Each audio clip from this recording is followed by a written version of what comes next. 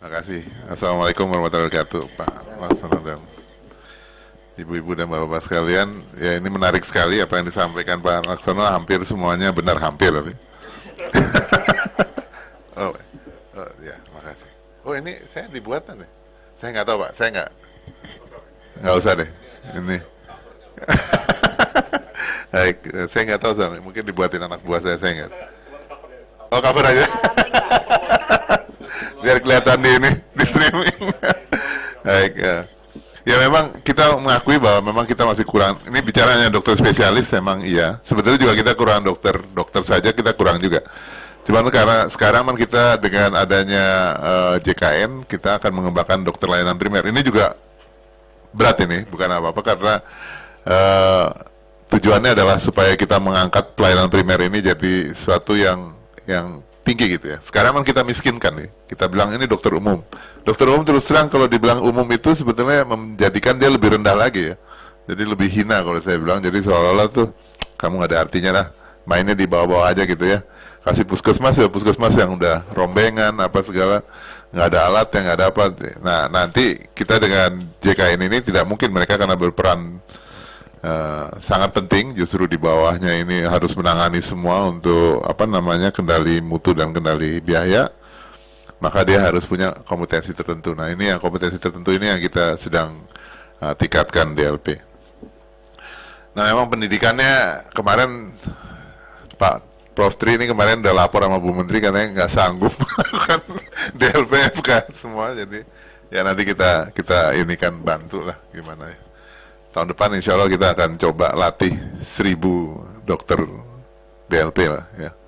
Ini juga perlu bantuan Pak Tri dan kawan-kawan dari AIPKI untuk supaya Fakultas Kedokteran bisa kompak kita ya, jangan ada yang jalan sendiri supaya hasilnya juga baik.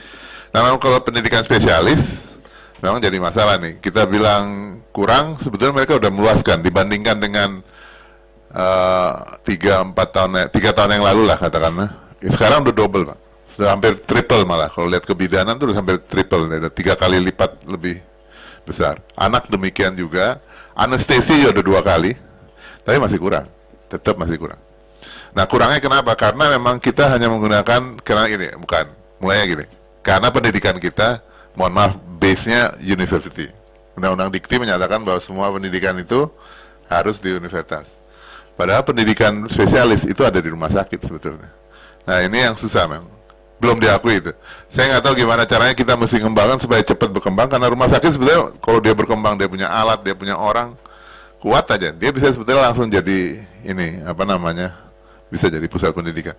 Mungkin kita bisa bikin, karena kita sekarang udah ada integrasi antara rumah sakit pendidikan dengan Fakultas Kedokteran ya, mungkin dari situ bisa dicari, bisa lebih luas, dan diluaskan bukan hanya untuk rumah sakit pendidikan milik pemerintah, tapi swasta juga bisa, karena swasta sekarang yang baru-baru, waduh, keren-keren semua ya, barangnya bagus, orang-orangnya juga bagus, dan saya yakin mereka bisa kalau kita bilang, oke, open to, sebetulnya menurut undang-undang sih open to swasta, tapi dalam pelaksanaannya ini yang susah memang kolegiumnya. Ini mestinya juga kita lihat ternyata kolegium kita sistemnya juga beda ya. Kolegium kita ini kan miliknya organisasi profesi yang sangat terpengaruh oleh, maaf nih, organisasi profesi, politiknya organisasi profesi. Jadi kalau organisasi profesi tersinggung, itu kolegiumnya ikut tersinggung juga, kan aneh gitu. Padahal kolegium itu tidak boleh tersinggung soal politik, soal apa, nggak boleh. Dia kerjanya memang sesuai dengan itu ya, membatasi soal kompetensi, kemudian memang dia bicara soal, jadi kalau dia bicara sama kita, dia nggak bicara soal, wah ini saya tersinggung nih sama ini, wah susah kalau udah begitu. Kita udah lihat bahwa ini bukan kolegium, ini udah terbawa ya.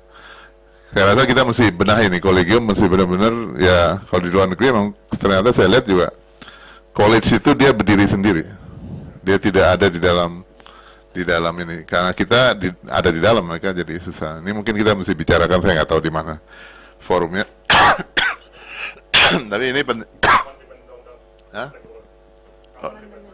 Oh, amendment. Oh ya, itu.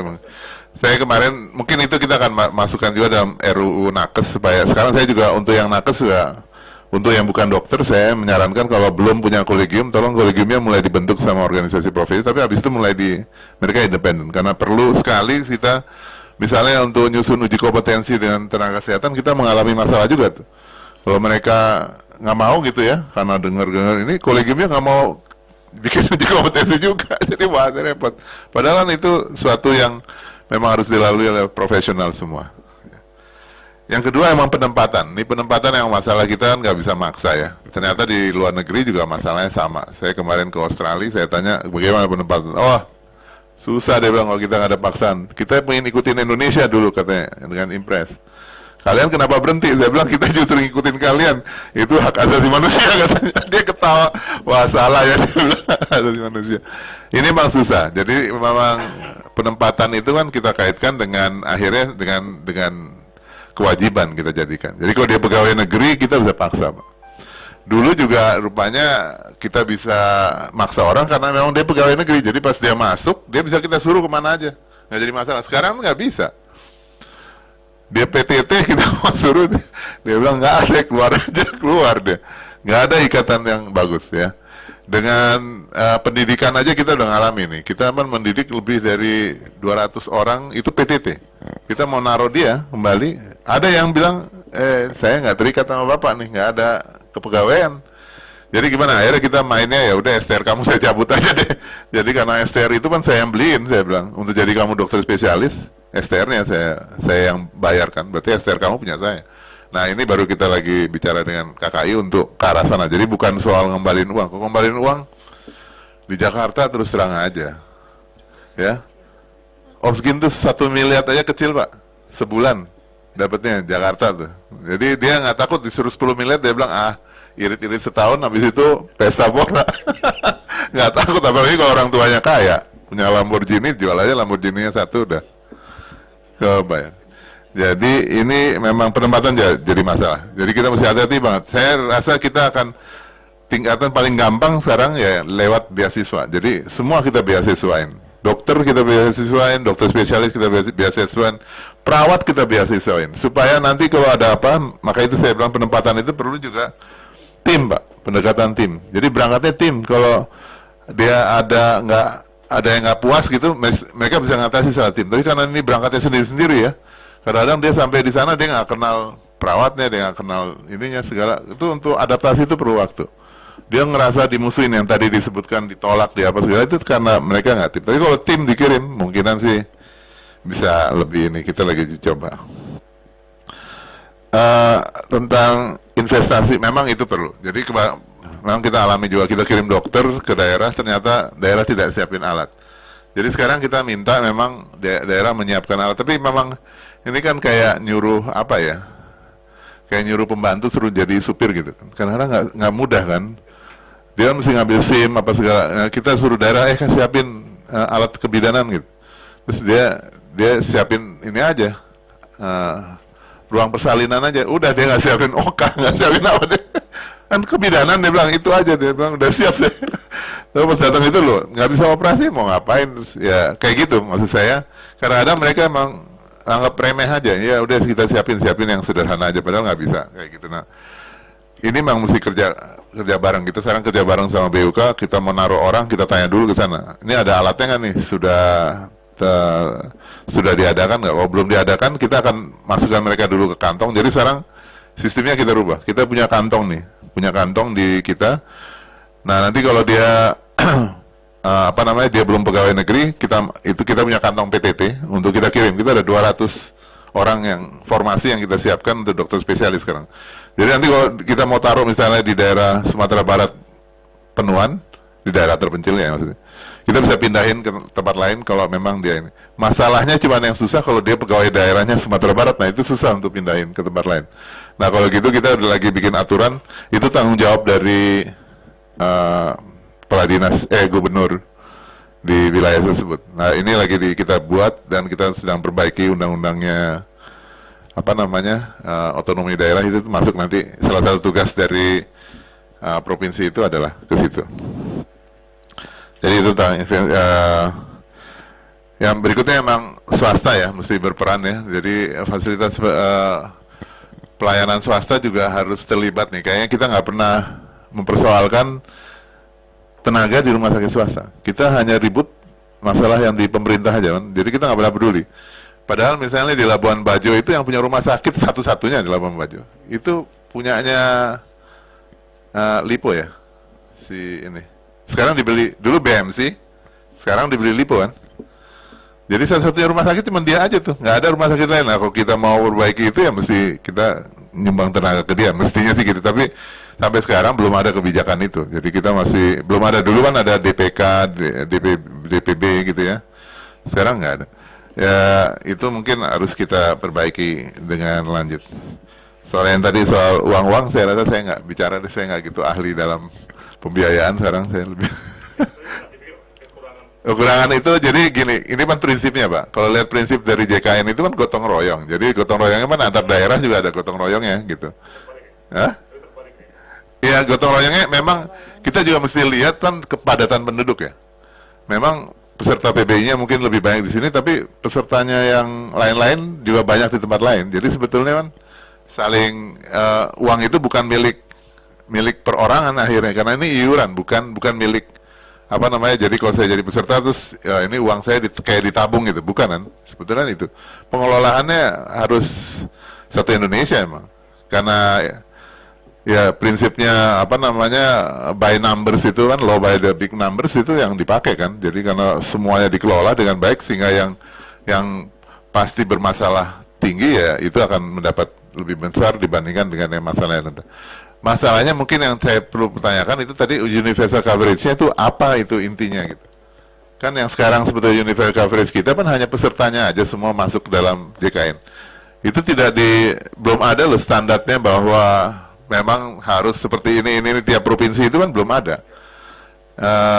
Sampai sekarang juga kita minta sebetulnya apa sih kategorinya standar pelayanan yang diinginkan oleh BPJS gitu. Nggak ada, dia bilang terserah pemerintah, jadi terserah kita ya kayak gini-gini aja sih, oke aja kan masalahnya itu belum ada emang.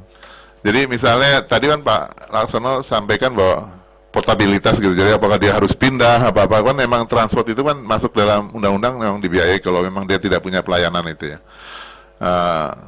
Itu memang ada, cuman memang belum dijalankan. Itu baru yang ada kan baru ambulans, belum disebutkan tentang transportasi yang benar, itu belum ada. Setahu saya ya, mudah-mudahan sih saya nggak tahu, mungkin saya salah. Saya rasa itu Pak yang saya bisa sampaikan 10 menit ya. Terima kasih. Kemudian untuk selanjutnya dari Putih dari World Bank untuk bisa ikut berdiskusi Bu. Ya, mohon. Saya ada 2 slide aja yang Enggak siap, cuman nggak bisa ngomong kayak Pak Untung, masalahnya Pak. Beda level ya Bu. Iya beda level, maaf. Jadi terima kasih presentasinya, juga saya banyak belajar juga dari Pak Untung tadi. Tapi kita barangkali harus kembali ya, dasar-dasar dari kita membuat kebijakan itu sebetulnya apa sih? Karena bukan kita aja ya, banyak negara-negara lain pun juga mengalami kesulitan tentang distribusi tenaga itu. Sebenarnya masalah yang tadi di slide nomor 12, kalau nggak salah Dr. Andre, yang ada bermacam faktor yang mempengaruhi maldistribusi, sebenarnya gambarnya kan seperti ini ya, karena tenaga kesehatan itu ada pasarnya, ini labor market ya, jadi kita kadang-kadang harus mendekatinya juga secara ekonomi kan ya, karena tenaga itu dipengaruhi demand dan supply-nya, termasuk mulai dari trainingnya misalnya. Nah kalau misalnya ya kita, dan bagaimana regulasi itu mempengaruhi semua mundur mana ya? Mempengaruhi semua ini ya. Jadi misalnya untuk training, kita sekarang mempengaruhi kualitas ya. Kalau mempengaruhi kualitas itu kemudian tenaganya jadi bagus, hati-hati kemudian nanti ada out migration Pak. Bukan hanya dari luar masuk ke kita, tapi kalau tenaga kita bisa bersaing keluar, kita juga bisa keluar, dan itu akan mempengaruhi supply di dalam negara kita. Jadi apapun regulasi yang kita buat akan mempengaruhi pasar ini. Oleh karena itu sangat penting bagi kita untuk mengerti pasar ini pada saat kita membuat peraturan-peraturan itu. Nah sekarang kalau misalnya kita lihat gambar ini ya, gimana sih caranya, kok saya nggak ahli ya kayak gini? Mau terusnya gimana sih ini? Oke, nah kan gini nih kurvanya ya. Jadi makin makin tinggi demand, ya sebetulnya supply-nya itu seharusnya kan juga makin tinggi ya jadinya. Nah tapi gini sekarang misalnya makin tinggi gaji, ini kan fungsinya tuh kan selalu dilihat antara insentif dengan jumlah. Karena itu sangat penting bagi kita memainkan sisi kiri ini kan ya. Karena makin tinggi seseorang itu dibayar, biasanya orang makin mau kerja di situ. Jadi supply-nya bisa banyak. Padahal makin tinggi gaji, yang bisa bayar gaji setinggi itu makin sedikit gitu kan. Jadi artinya ya kalau kita misalnya tidak hati-hati, barangkali kita akan terjebak di dalam gaji tinggi, orang-orangnya juga akhirnya yang bisa direkrut sedikit. Nah kemudian kita misalnya menambah dokter spesialis katakanlah. Kita menambah dokter spesialis banyak, tapi hanya sedikit sebetulnya yang bisa meng-hire kan, jadi artinya juga dokternya akan banyak yang nganggur nanti. Jadi kita harus bisa memainkan insentif ini supaya kita bisa menemui titik yang pas itu. Nah ini yang menjadi tantangan kita. Saya ada slide satu dari Pak Andre yang menunjukkan misalnya perawat. Perawat itu banyak produksinya katanya, tapi kalau kita lihat di rumah sakit ternyata paling besar kekurangan itu kekurangan perawat kalau slide-nya Pak Andre. Nah, kenapa demikian? Karena kita menerapkan norm atau standar yang sebelah kanan. Kita bilang bahwa di rumah sakit itu perawatnya harus sekian. Nah, sekarang meskipun kita banyak perawat, kenapa tidak ada yang mau masuk ke dalam rumah sakit? Apakah supply kurang? Tidak. Lalu apa? Apakah dia kerja di sektor lain? Apakah kemudian dia pergi ke luar negeri? Apakah kita tahu semua itu? Nah, kalau ternyata supply-nya itu banyak, tapi dia tidak mau masuk ke rumah sakit, kita mesti lihat apakah mungkin karena gajinya yang kurang. Kalau gajinya kurang, orang akan nyari kerja di tempat lain. Karena ini dipengaruhi oleh dua elemen ini yang harus selalu kita perhatikan dalam membuat kebijakan. Nah, jadi itu yang harus kita pertimbangkan. Semua kebijakan kita akan menyebabkan distorsi dari pasar, itu kan. Kebijakan kita seharusnya bisa mengatasi kegagalan pasar yang dibilang market failure itu. Kartel itu kan market failure ya Pak. Jadi kalau ada kartel, dia bisa mendorong supaya supply serendah mungkin, sehingga dia bisa mendapat wage yang tinggi. Jadi ini tuh selalu harus kita pertimbangkan dalam melakukan kebijakan-kebijakan yang berkaitan dengan regulasi Pak Untung. Karena regulasi kita akan mempengaruhi pasar ini. Jadi kita harus pintar-pintar mencari regulasi mana yang bisa mempengaruhi pasar. Private sector bukan hanya sebagai mitra, dia menyebabkan distorsi pasar Pak. Karena private sector itu tidak semua ikut JKN, dia masih menerapkan fee for service. Nah sekarang, kalau misalnya kita bayar dokter di public sector dengan menggunakan INAS CBG, padahal di private sector masih menggunakan fee for service, dia bisa menyebabkan supplier induced demand kan? Jadi artinya dia akan membuat pasien makin lama makin datang ke private sector supaya dia bisa narik uang lebih banyak. Akhirnya dokter-dokter pun akan memilih kerja di fasilitas swasta. Jadi tidak bisa kita menyelesaikan permasalahan tenaga kesehatan dari sektor ketenagaan saja. Bagaimana kita membayar provider, bagaimana kita mendanai rumah-rumah sakit kita sehingga mampu memberikan wage yang cukup, itu akan mempengaruhi apakah kita bisa mengkoreksi market failure itu tadi. Itu mungkin. Nah, jadinya saya merasa bahwa Pak Untung selama ini banyak bekerja sendiri gitu Pak. Jadi ini teman-teman health financing-nya ini mesti ditarik supaya bisa bekerja sama. Sampai direktur BPJS bilang dia Pak Menteri, ini Pak Untung ini punya ide aneh-aneh yang kita nggak mau terima. Iya ya. Nah, dia minta gaji yang lebih besar, nggak mau dia. Ya, saya tahu ada satu kasus di Rwanda ya Pak tentang rural placement itu 3 hal yang mereka lakukan. Dia earmark alokasi untuk itu untuk rural area. Dia rekrut orang-orang dari rural area, lalu kemudian dia buat kurikulum yang rural specific. Dan itu dia pegang, dan itu ternyata bisa memecahkan permasalahan rural posting di Rwanda gitu. Jadi maksudnya nggak pernah ada intervensi yang satu saja gitu. Jadi sebagian besar tuh harus menggunakan beberapa dan diterapkan secara konsisten. Karena pendidikan kedokteran itu memerlukan waktu yang cukup lama, dan kita tidak mungkin mengkoreksi pasar dalam tempo yang singkat seperti itu. Ini caranya kembali gimana ya?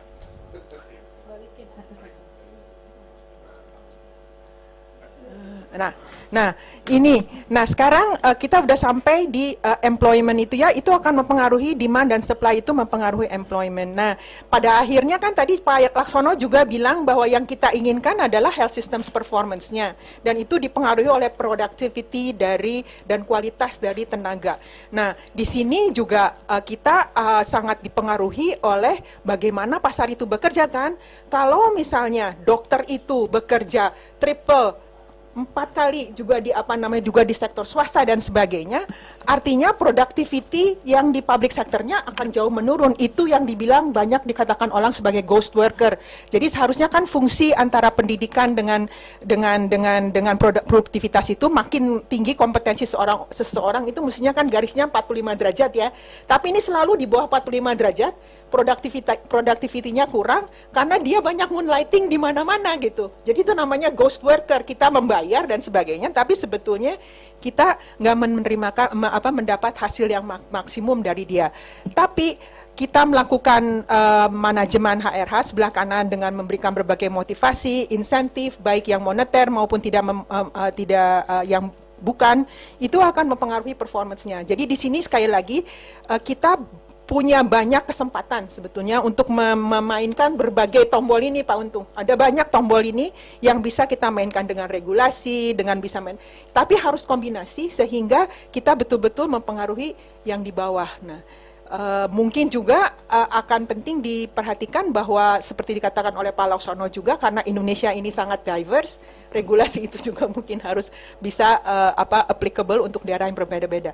Satu hal yang membuat kita kesulitan membuat analisis seperti ini adalah karena data kita terbatas untuk mengerti tentang ini. Jadi oleh karena itu saya pikir penting sekali kita juga mengemukakan kalau kita ke depan nanti untuk bisa lebih gampang mencari policy yang tepat supaya kita bisa menganalisis labor market ini dengan lebih baik, data itu harus jadi lebih baik. KKI itu sebetulnya menurut saya punya potensi untuk memberikan data yang terbaik. Karena orang registrasi dan registrasinya itu, kalau kita pandai membuat form-formnya, kita bisa menangkap dokter mana sebetulnya yang kerja di tempat mana, di beberapa tempat, apakah dokter itu daftar tapi nggak praktek dan sebagainya. Jadi kita tidak terdistorsi dari rasio misalnya. Podes itu kan kalau di KKI kan setengahnya. Kalau menurut Podes kan hanya 0,2, KKI 0,46. Kemana itu? Gapnya kan besar ya. Jadi kalau misalnya data itu sedikit demi sedikit bisa kita benahi, sebetulnya kita punya informasi yang cukup untuk lebih bijak dalam memainkan tombol-tombol ini.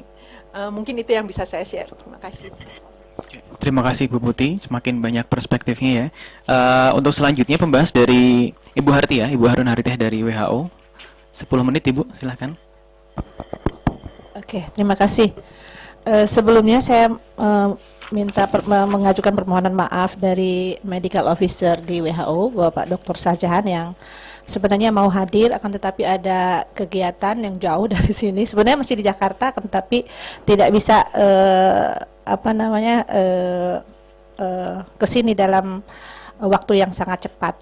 Akan tetapi saya di sini kemarin sudah mendiskusikan dengan Pak Dr. Sajahan terkait dengan isu-isu yang ada di SEARO juga di Indonesia terkait dengan Human Resource for Health.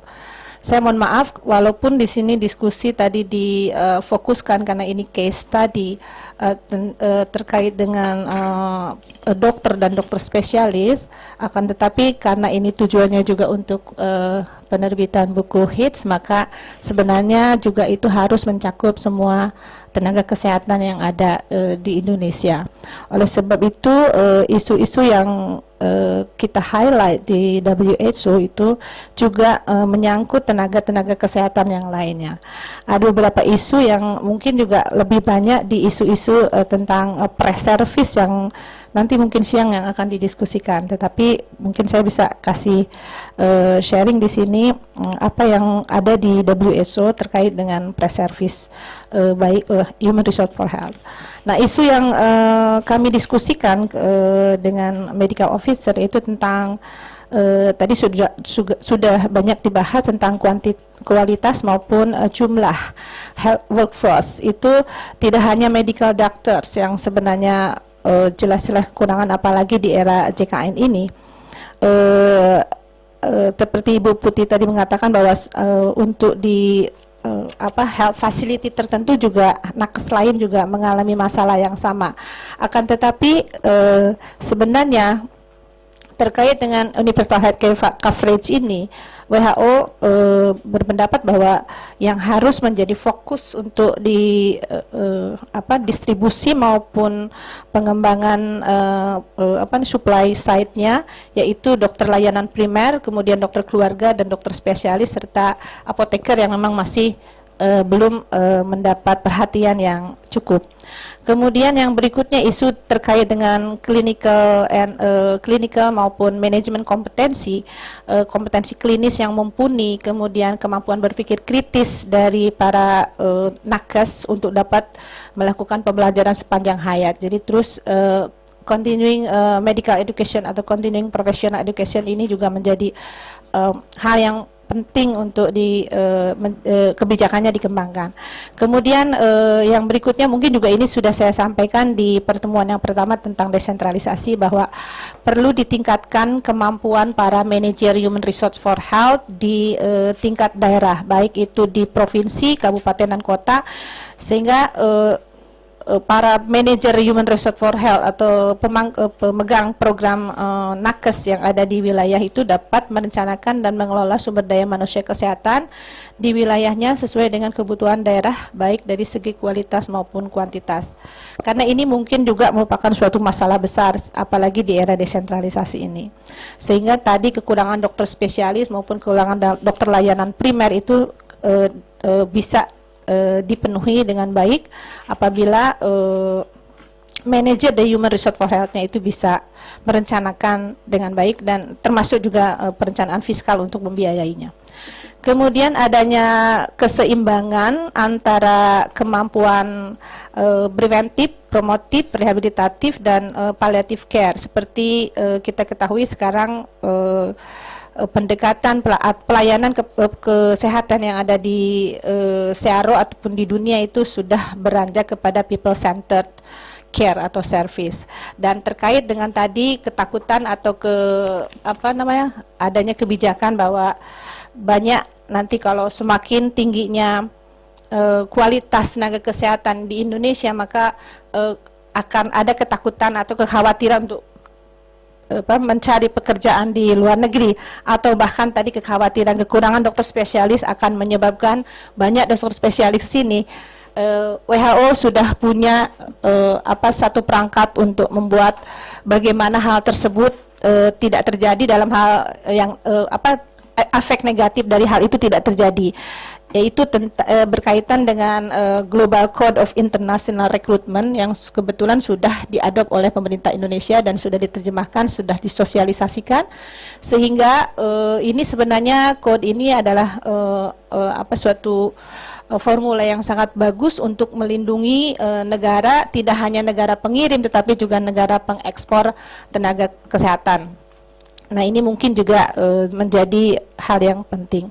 Kemudian yang berikutnya adalah tentang quality education, yaitu di mana kita ketahui banyak sekali kategori tenaga kesehatan di Indonesia dan juga banyak sekali sekolah-sekolah yang memang sedang bermunculan, sehingga ini perlu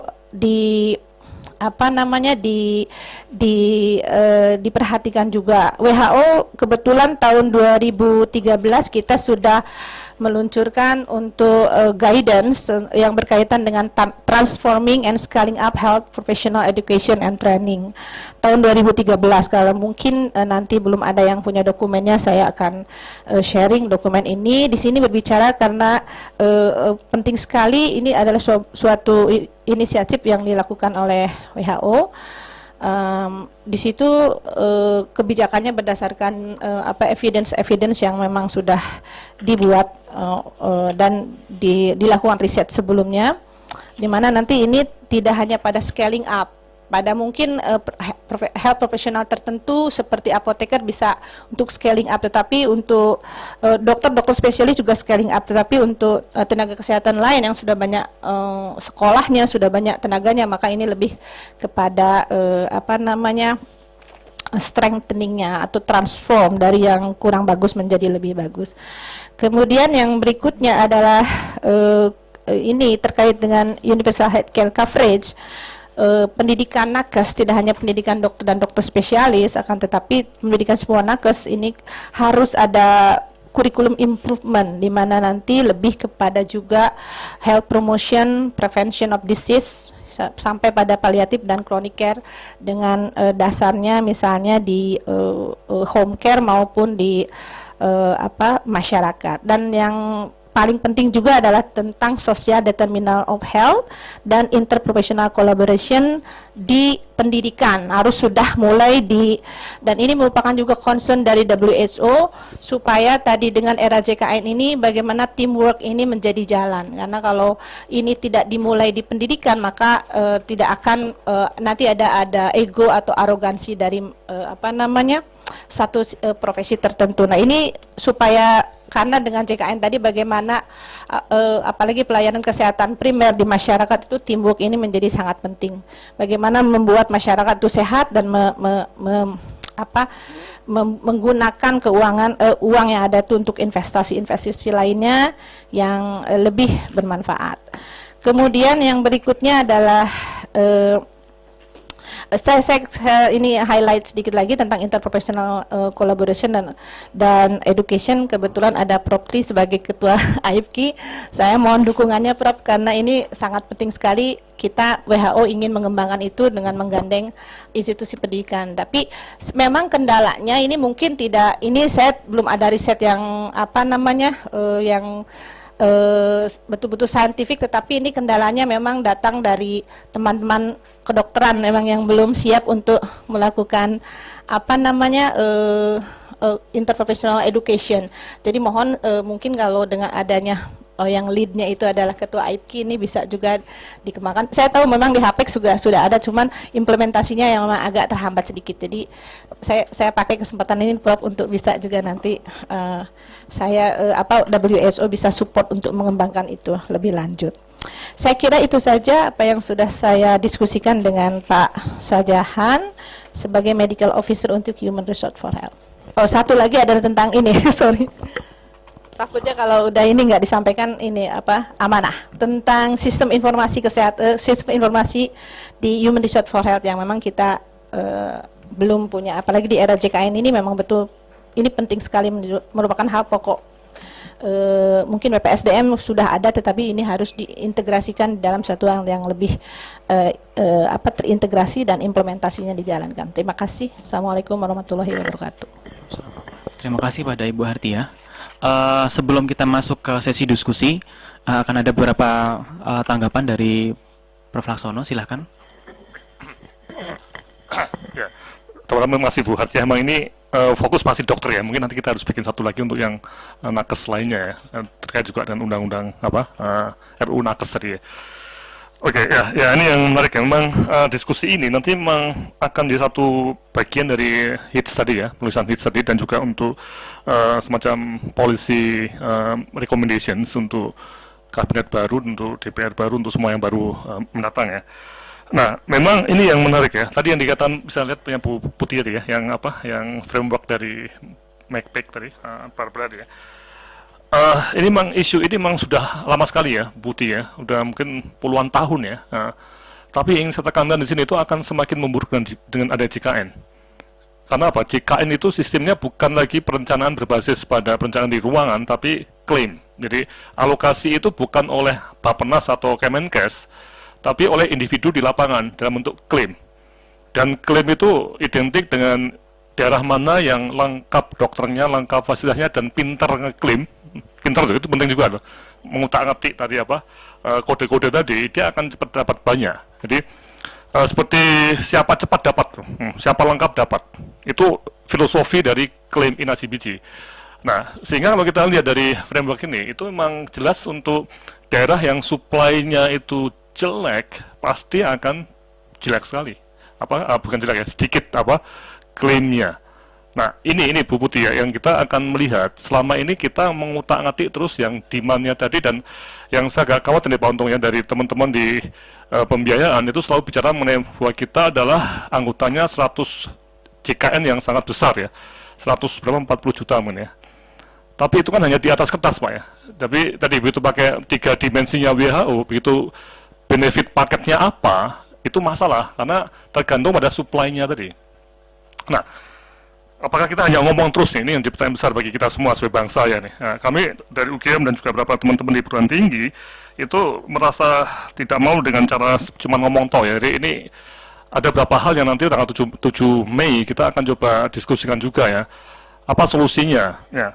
Termasuk ini yang menarik, kita sudah mulai dengan sister hospital ya di NTT. Kita coba ini sebagai satu pola yang lumayan, dan juga mau masuk ke website ya, ke web pendidikan dokteran ya. Nah, di web ini juga kita mulai mengajak teman-teman dokter ya, dekan-dekan ya, untuk mulai dalam konteks sebagai eksekutif ya, itu dekan tadi nanti ada di Bali ya, itu juga, nah ini, kita menggunakan residen. Jadi yang dikatakan Pak Untung ya, di luar negeri itu hospital base Pak ya, trainingnya ya. Dan residen itu di mana-mana di dunia itu mereka tulang punggungnya untuk pelayanan jaminan kesehatan dan dibayar secara benar ya. Nah, tapi kita tidak nih di Indonesia ini. Nah, ini Pak Untung yang kita university base. Nah, sekarang kami dengan adanya ini ya residen tadi ya, ini contohnya ya, pengembangan hidup dengan residen ya. Ini kita mencoba untuk melihat bahwa dekan-dekan perlu untuk istilahnya itu ada PPD kan ya, bawah lagi ya, itu terus ya ini pengembangan residen ya, ini sudah selesai. Nah, ini salah satu contoh yang klik pengembangan residen yang ya, di mana residen harus kita digunakan ini. Ini yang dalam waktu pendek itu akan tersedia mungkin ratusan atau ribuan tenaga medik yang dia mungkin agak setara dan spesialis, tapi dia layak untuk melayani jaminan. Dan ini terjadi di Amerika, di Australia, di Malaysia, ini. Nah, sehingga suplainya akan tambah. Ya, ini menarik Pak Untung ya. Jadi tadi yang kotanya suplai tadi Bu Putih ya, kita harus bikin action yang betul-betul action. Jadi bola itu tendang betul ya, jangan cuma ngomong terus. Jadi kita yang paling takut kalau kita cuma seminar terus ya, nggak ada mendangnya itu kapan ya. Nah ini. Nah, termasuk di Pak Untung ya, kami mungkin ada satu masukan yang ekstrim ya nantinya di akhir tahun ini atau di awal tahun, di pertengahan tahun ini ya. Untuk Papua, NTT dan sebagainya, mungkin jangan ikut BPJS dulu. Jadi dibalance dulu, artinya BOK, kemudian Badan PSDM itu membalance fasilitas dan SDM. Untuk mereka yang mendekati kita itu di Jawa ya. Setelah mendekati baru masuk ke BPJS ya. Nah, ini artinya apa? Nanti akan ada dana mungkin ratusan miliar daripada uang 700 miliar tadi yang setiap tahun harusnya dipakai oleh NTT tidak terpakai. Kenapa itu nggak dikasihkan langsung saja untuk menambah rumah sakit, menambah dokter, tenaga kesehatan, perawat dan sebagainya. Jadi kita jangan paksakan semua provinsi yang tidak siap itu untuk ya untuk tanda kutip tadi siapa cepat dapat tadi Pak Untung ya. Ini memang kami dari perguruan tinggi ini Pak Anu, kita memang orang yang harus berpikir di mana orang lain belum berpikir. Itu kalau enggak kita akan rutin terus. Jadi kami mencoba untuk membuat semacam usulan-usulan yang cukup ekstrim ya. Apakah ini mungkin bisa didengar oleh pemerintah baru atau tidak, itu hal-hal yang nanti kita akan lihat ya. Kita tidak bisa membiarkan situasi jadi homo homini lupus ya, siapa kuat, siapa cepat, siapa lengkap itu dapat paling banyak. Ini bagi kesatuan bangsa itu berat sekali. Saya yakin kalau yang nanti dipresiden orang Gerindra atau PDI Perjuangan itu mereka akan bisa mengenai NKRI, dan NKRI kita sekarang sedang dalam situasi yang agak Yang secara bahasa politiknya ini, kenapa kok NTT Papua yang begitu buruk kok dapatnya sedikit itu yang jadi masalah besar Pak. Yang jadi, dan tadi pembiayaan tadi jadi satu isu yang kunci, makanya tanggal 7 Mei kalau bisa hadir monggo ya, kita akan mencoba untuk mengeluarkan beberapa rekomendasi yang cukup ekstrim tadi ya. Oke, nah kembali pada demand and supply ini yang tadi Bu Putih katakan ya, dan juga terakhir dari Bu Hutia mengenai kembali tadi anunya Bu Putih ya, ini menarik ya. Nah, kira-kira untuk supply tenaga yang tadi luar negeri tadi ya, yang nanti pada tanggal 13 dan 14 Mei ya, mungkin Mbak Intan coba diklik ya, yang ada pertemuan di Jogja yang 13-14 Mei yang tadi web yang untuk internasional ya, yang home ya, naik ya, nah ini terus naik turun lagi ya, ya. Jadi ini ada pertemuan di Jogja ya, tanggal 13-15 Mei. Nah, ini juga untuk raise tadi. Nah, ini menarik ya, dan ini juga terkait dengan tadi yang Pak Untung katakan ya, dan nanti juga kita bahas pada pertemuan pada setelah break nih ya. Jadi kita tuh menghadapi suatu situasi di Asia Tenggara ya, di mana semakin terbuka. Nah, apakah demand and supply kita, termasuk yang ini misalnya anestesi ya, itu kurang sekali ya. Tadi dikatakan bahwa kita sudah melirik 2 kali lipat, ternyata masih kurang. Nah, apakah boleh orang luar masuk ke sini? Ya nih. Tadi dari Filipina. Jadi anestesi Filipina mereka banyak sekali dan mereka selama ini ke Amerika. Jadi secara standar kompetensi mereka tinggi sekali. Nah, apakah bisa masuk ke sini? Dan mereka juga tidak hanya masuk ke kelas internasional, tapi juga masuk ke beberapa tempat di provinsi yang kurang-kurang. Nah, ini Bu Tia ya. Jadi apakah WHO sudah sampai ke masa praktis seperti ini, di mana pasti tantangan dari kolegium sangat kuat, sangat ide, dan ini akan terjadi semacam konflik ya, debat yang sangat menarik ya, antara kebutuhan yang kuat dengan tembok-tembok yang barrier yang sangat tadi, yang barrier of entry yang cukup tebal tadi ya. Nah, ini yang perlu kita bahas, dan mungkin ada baiknya suatu ketika kita, ini Pak Untung ya, kita membahas mengenai tadi, dan saya tanya Pak di sana lagi kesulitan untuk mengenai UKDI ya, dengan ID ya. Sebenarnya ID, kolegium itu apa hubungannya? Nah, itu yang menjadi masalah besar kali ya. Kalau di luar negeri itu untuk mencegah power abuse ya, itu dipisahkan. Jadi ID itu silahkan bertindak sebagai semacam union dokter, sementara kolegium itu lebih pada pendidikan. Kalau jadi satu itu cenderung untuk monopolistic behavior ya, itu yang terjadi di kita. Tapi ini amandemen perlu diperlukan Pak untuk undang-undang praktek kedokteran itu Pak, itu yang mengatur ya, di situ yang mengatur bahwa ID itu ada, kolegium itu jadi satu. Nah, ini yang jadi satu isu yang cukup menarik, tapi itu bisa dilakukan Pak kalau kita mau, karena itu mencegah power abuse. Dan sekarang saya yakin IP kerepotan dengan ID ya, betul Pak ya, tentang UKDI itu harus dibuka jujur aja Pak, bahwa ini masalah ini. Nanti nggak cuma dokter umum, nanti juga spesialis juga ribut lagi. Tadi yang menderita siapa? Masyarakat ya, yang di atas ribut, yang kita masyarakat. Jadi kembali lagi pada teori demand and supply-nya Bu Putih tadi ya. Itu kita kembali sana nanti, bahwa ada distorsi, termasuk perilaku monopolistic behavior, kartel tadi ya, dari beberapa ikatan profesi, dan ini kita harus diskusikan secara tenang dulu ya, jangan sampai emosional, sampai macam-macam demo dan sebagainya, enggak. Tapi kita harus betul-betul hati-hati di sini, tapi kita mencari solusi bagi bangsa kita. Oke, setelah itu, kemudian saya Pak Andri.